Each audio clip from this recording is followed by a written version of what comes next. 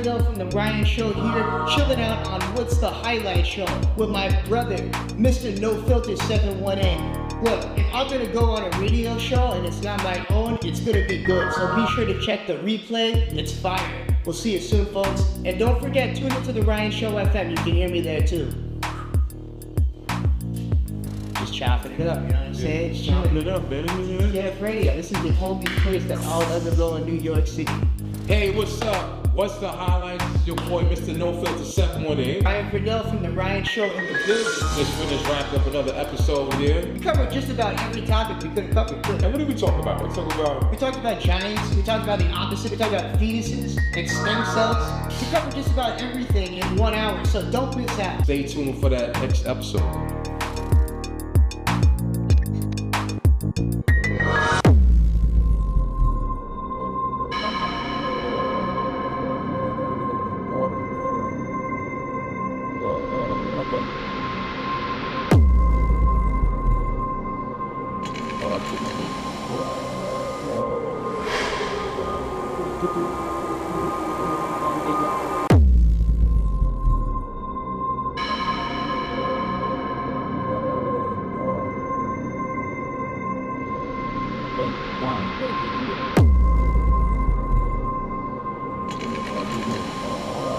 Hey, what's going on, viewers? What's the highlights? Coming at you once again every Thursday from 6 to 7 p.m.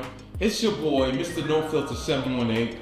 How's everyone doing right now? New York Fashion Week is on and popping.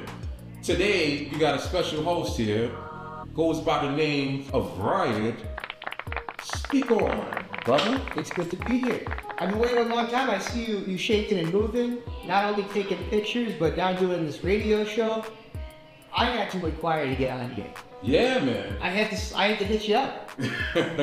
I truly appreciate you coming by. I know you yourself have a very, very busy schedule, so I really appreciate this. Very busy place, but it's very good to be here. You've always shown a lot of support at the events that we throw, coming through, taking those fire-ass pics. So I gotta return the favor and come through and show some love. So. Right. So, viewers, we have like a very... Let me put the camera on Mr. Ryan here. Oh, no, you gotta break it. You're gonna shatter the glass.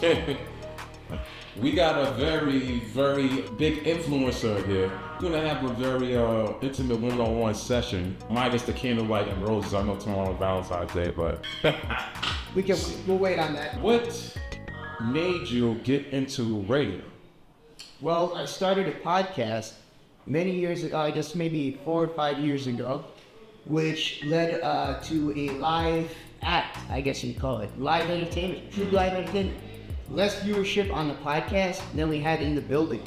We were showing these big crazy events, and it was out in the Hamptons. So, what type of views was you getting at first? Nothing, just like everybody else. We started off like, just literally, we were speaking to literally nobody. And this was kind of before Instagram was really like a thing, you know, people were using it, but. So that Instagram really changed things. That was how we got some of our early listeners. Right. And the rest was through an online app called Spreaker. Spreaker it was called. Yeah, I think they're still out there. So yeah, you know, we went from a podcast, and I like to say we partied our way onto radio. So we partied so hard in Queens for a straight year. Every single Monday night, some of the parties that you went to and you saw like craziness. And eventually, 98.1 in Boston noticed these crazy ass videos that we had on our Instagram page. And I don't know if it's good at the Fox that reached out to Mr. Cheeks or Ralph Tresvant, but one of the two reached out to him and said, damn, why don't we transition what you guys got going on over to radio? Right. And then the rest is, you know, writing the rest as it goes along. Yeah. Wow. Did you ever see yourself getting into the radio business, or? Yeah, I mean, I know that when I started it, I wasn't sure if radio would even really be around. You know, radio was kind of on the way out, they say, right? Stuff, you know, it's the digital age. So we're on about 7, we're almost on our 7th FM radio station, but most of the stations we're on are digital online radio stations. But a lot of them were once FM radio stations. But I was a big fan of radio. I listened to Howard Stern. I always listen to sports radio, Michael K. Show, listened to O&A back in the day, so I've always been listening to radio. I didn't ever think that it would transition to a career in radio. I wasn't sure where the podcast. I kind of just wanted to have some fun and create some crazy sets of circumstances back when I started the show. Back when I started the show, it was more of a shock jock comedy show. And it's evolved into the variety show that it is now. But we would be finding, like, I don't want to say crazy people, I don't know if that's offensive, but like psychos or whatever, that we find on Craigslist that believe in all these wild scenarios, and we'd have like drinking contests with this funny Vietnamese lady who like invented all types of like crazy shock jock stuff. So yeah, I guess it it kind of all just organically turned into this. Yeah, but that's what I love about your show. It's pure entertainment, and you don't really discriminate against anyone. Like, everyone is welcome on the show, and you can really be yourself. Oh yeah. There's definitely no. The only thing we ask people is not to curse, but they still do anyway. I just have to edit it out. Yeah, that's all. That's it. But yeah, no, it's a very open environment. You know, like I like the controlled chaos of the show. I like that I could have somebody in front of me, so I know what I'm going to talk about at time. Like, especially interviews, I'm not going to go blank on an interview. Yeah. That free-flowing energy between myself and Captain Steve and Mr. Cheese when he's around is really what makes it crack, you know? Do you feel if it's as if video technology was a big influence on your radio podcast show versus it being strictly radio? Listen. It's at this point because, it's tough to get. We don't have like a set studio. We've got so many studios that we use. We've got Eric Sermon studio out in Long Island. We've got our own studio in Brooklyn. We've got multiple stations throughout New York that will allow us to use those stations either, are syndicated to and whatnot. Right. And the visuals play a major role in podcasts. Big too. In most podcasts now, you need to have a video. And that's one of the, I wouldn't say a struggle that we've had, but since we are on radio, that's been our main focus. This year, we're finally taking the transition into video and setting up some stationary cameras and doing it that way. Right. It is what it is. You have to get with it. But with a very limited budget that we've had, we've just been killing it with the FM game and just taking going with our strengths and not our weakness. You know what I mean? Because clearly our weakness is video, and our strength is audio. So we kind of just went full steam ahead with the audio, and now that things are kind of like working now, like there is like we're getting a little more sponsor activity and stuff like that. So that's where we can start making it a serious video out of it. And that's, it's funny you bring that up. I think that's what brings the success to most of the major podcasts, is that they have some real money behind it. Most people that have a podcast have succeeded in some realm. And that's why people want to hear what they have to say, because they're usually well-versed in some regards, and they have kind of a budget to go out and get a video team. Like Talib Kweli came out with the killer podcast, like right off the jump. He's got bread. He's got people that are willing to go out and do that. So with, Mr. Cheeks is obviously a celebrity attachment to the variety show. Right. It's produced by Eric Sermon. But look, I'm a sushi chef that just and a hustler that made my way here, you know what I'm saying? Right. So, I focus mostly on what we can do right now, which is the radio part of things. So be prepared though, because when we start coming out with some video, I know that's what's gonna blow shit out. Yeah, that's exactly what I'm going. There's just so many personality types in one building. So you definitely gotta get into the video segment, and that's what's gonna take you to the next level. To the promised land is the same. That's what we're gonna be doing this weekend, is doing a little bit of reporting. We're trying to go behind the scenes into some of the cool events that are going on in New York. I've done a few reporters in other cities, reporters I call them. And we're gonna be going and collecting that video footage and releasing the audio on the radio, almost like NPR. You've heard NPR. What they'll do is create almost an audio documentary and compound it down to like 10 minutes. And that's something that we're going to be doing a lot of this year too. So nice. Yeah, and add a whole new element to the radio program. Instead of playing 10 minutes audio, we're on FM radio, so they want you to play some music. They want there to be like movement. You know what I mean? They don't want people sitting there and talking. It's not a podcast. Right. So yeah, I'm excited. I'm excited to have that in. And it all comes full circle with the video. That's what's up, man. Yeah. Next question I'm gonna asked, how is it like, being around Mr. Cheeks, the legend? I know that's a pretty awesome experience that. He's such a character. And he really is I miss Mr. Cheeks. He's been on the road for weeks now.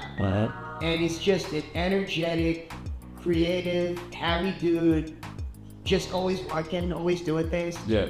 And Cheeks is the best. I mean, he's just like you would imagine him to be. He talks in third person. He without yelling. If Cheeks would go down, that was he's just like character. He's hilarious. He's perfect for the radio show, So, and just our friendship behind the scenes is what makes the chemistry work too. We spent a lot of time in the behind the scenes. Less now, I guess that Cheeks is moving to. I have family, Yeah, Mr. Cheeks is so down to earth, and I remember I was at your show. I think during his birthday party, and he was. He wanted to learn how to take photography, so I'm showing him the other camera. Did he drop it? No, he didn't drop it. He was just stealing it, man. Like, pop, pop, pop. I'm like, okay. Yeah, he did the same thing one time with my fiance. Took her camera, and I think he had one too many hennies, shattered the thing. This was taking pictures upside down, he is a character. That's one thing. It's like, when he's so funny, he can't fix stuff again. You know what I'm saying? Mm-hmm. That's the beauty. Yeah. Mr. Cheeks definitely came. Salute to Mr. Cheeks and the Lost Boys. Yep, L's up. So with the acting and movie industry, have any projects that they're working on? No, but I'm not opposed to it. I'm not opposed to doing any type of, especially voice acting. Voice acting has been a major focus that you see at the 2020s. Okay. Maneuvering and that is tough though because it's such a closed industry. A lot of the same voices that you hear, or a lot of the voices you hear in cartoons, it's the same person. So we'll see. But I'm open for anything. Mm-hmm. I've been working with my dude Cal Dawson. Oh yeah, Cal Dawson, man. Shout out to KD in the house. Yeah, man. I just met him during a fashion show last year. Okay. He's a true worker, true hustler. Yeah. Just constantly out there working. The dude sleeps like 3 hours a night. Just cannot deny it's always on the road. Yeah, I see him doing his thing. Yeah, I respect the grind from Cal. You know what? I see you guys doing like cartoons. I don't know. I wish we said all of these things just require some sort of a budget. If it's not working, pay me, goddamn it. It was watch it come. But it's true, like, in animation, it's just crazy amount of money. Yeah, I got my little cat, and he was telling me it's like $10,000 for like a 5-minute. It's like crazy money, dude. That's why you don't see too many. Right. So, I did all these things are gonna start to organically happen. At least I'm hoping. As we just keep on working, just putting out the video and more content. I think this news thing really could take off a little bit and get us that viral type material. We're looking at doing certain interviews, investigating things like the coronavirus. Very dangerous. Very dangerous. Did you feel the coronavirus was too hype? Or it's a real threat out there? I don't know about if it's as much of a threat to us here in America, but if you ask people in Wuhan, in China, I'd say that they think it's definitely a threat. Especially the death toll keeps going up, right? Yeah. I don't want to be like, I don't know, it's a 2% mortality rate, right? Mm-hmm. So if that's what they're stating, that means that how many people have it over there? One thing I do find strange out there where this coronavirus developed is that's where the main manufacturer plants for CPU chips and DRAM chips are made. And this mass scare and panic has ceased the production of these chips, whereby driving the cost per product. So the price of computer chips is on the rise significantly. In the past couple of months, it was on a decline. I read that too. I heard that it shut down a lot of the industrial stuff going on in China. And that's what happens, right? People are now, I believe today, right? They just started going back to work. Yes, just now certain areas, not fully operational, but And that's a trickle down that everybody's gonna feel. Yeah.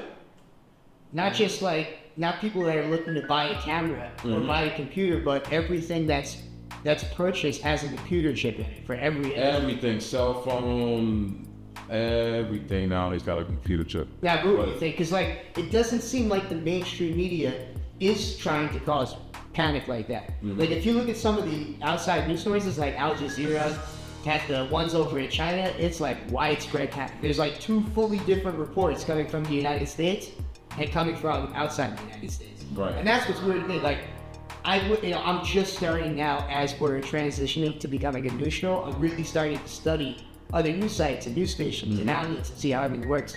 So it's just crazy the difference between these news sources outside of the United States, how they report news in general. I know a lot of people that don't even watch NBC or CNN or Fox to get American news. They'll watch BBC because there's not as many people, with bias opinions, Right. Get the actual facts. Yeah, there's nothing really filtered out there. You're getting, like you said, the actual facts out there. Prayers to and condolences to the victims affected by the virus. I don't know. I just get this eerie feeling that it was like artificial debate. That's just a conspiracy. That's what they're saying. They're saying that the United States created this virus and dropped it in China to cause mass hysteria. That's one of the things I've read. Yep. So I mean, in this world, anything's possible. I really right? hope that's not the case, but you can't rule it out. Cannot rule it out. There's a bunch of coronaviruses, and this is one specific strain that's fucking everything up, and that's the things we're about. So I don't know what they named it to, but I'm sure Corona's that.